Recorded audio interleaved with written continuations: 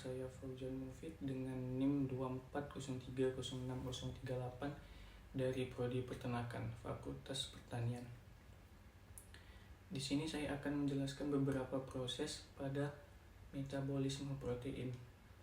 Antara lain, proses reaksi transaminasi, proses reaksi deaminasi, deaminasi oksidatif, deaminasi non-oksidatif, proses sintesis urea, sintesis asam amino, dan sintesis heme. Yang pertama ada reaksi transaminasi. Reaksi transaminasi merupakan reaksi katabolisme yang melibatkan proses perpindahan gugus amino satu dengan yang lainnya. Bahan baku untuk reaksi ini adalah sepasang asam amino dan sepasang asam keto. Dalam proses ini, gugus amino akan dipindahkan ke salah satu dari 3 senyawa keto. 3 senyawa tersebut adalah asam pirufat, oksaliasetat, dan alfa-kotoglutarat. Pada transaminasi ini terdapat 2 enzim yang mempengaruhi, yaitu glutamat transaminase, dan alanin transaminase. Hasil dari reaksi transaminasi adalah asam glutamat, di mana reaksi ini bisa terjadi dalam cairan sitoplasma ataupun mitokondria pada makhluk hidup. Lalu ada reaksi deaminasi. Reaksi deaminasi ini terbagi atas 2 proses, yaitu proses deaminasi oksidatif dan deaminasi non-oksidatif. Deaminasi oksidatif merupakan proses metabolisme yang terjadi dalam lingkungan aerobik yang menghasilkan asam amino. Biasanya deaminasi ini terjadi pada malam hari ketika makhluk hidup sedang tidur, dan tempat terjadinya terdapat di hati. Bahan baku utama dalam reaksi deaminasi oksidatif ini adalah asam amino, terutama glutamat.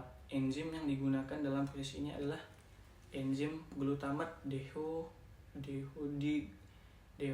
dehidrogenase, dan hasil dari proses ini adalah hitungan nitrogen dan non-nitrogen, yaitu alfa-ketoglutarat, NADH, dan NH3 atau amino. Lalu selanjutnya ada deaminasi non-oksidatif. Deaminasi non-oksidatif adalah proses perubahan serin menjadi asam pirufat yang dihasilkan dari proses katalis dengan bantuan enzim serin dehidratase. Bahan baku dalam proses ini adalah serin dan treonin, sedangkan enzim yang digunakan adalah serin dehidratase atau untuk serin, treonin dehidratase untuk treonin. Produk yang dihasilkan dari reaksi ini adalah pirifat, akatabloid, dan amino atau NH3. Lalu proses sintesis urea. Proses sintesis urea ini adalah proses metabolisme di hati yang mengubah amonia atau NH3 dan zat toksik hasil deaminasi asam amino menjadi urea yang tidak beracun dan dapat dibuang melalui urin oleh ginjal. Bahan baku utama yang digunakan dalam proses ini adalah NH3, CO2, aspartat, ATP, ornithine. Enzim yang digunakan ada CP1, OTC, organosetat, dan sintase, organoserat liase, dan arginase.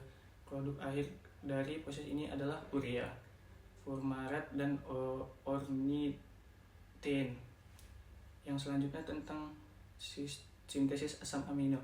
Sintesis asam amino adalah proses pembentukan asam amino dari senyawa-senyawa sederhana di dalam tubuh. Bahan baku yang digunakan untuk proses ini adalah senyawa dari jalur metabolisme seperti pirufat, oksaleosetat, dan alfa-K-glutarat. Gugus amino serta energi atau ATP. Enzim yang digunakan dalam proses ini adalah transaminase, glutamat dehidrogenase, glutamin sintase, asparagin sintase, dan serin dehisinitil transferase. Produk akhir dari sintesis asam amino adalah asam amino non-esensial untuk digunakan membentuk protein dalam memenuhi kebutuhan tubuh. Yang terakhir, saya akan menjelaskan tentang sintesis heme. Sintesis heme adalah proses biokimia dalam tubuh untuk membentuk heme, yaitu molekul yang menjadi komponen penting dari hemoglobin, mioglobin, sitokrom, dan sitokrom. Bahan baku dari sintesis ini adalah glisin sicyl atau KOA, Fe2+ atau besi, ATP, dan NADHPH.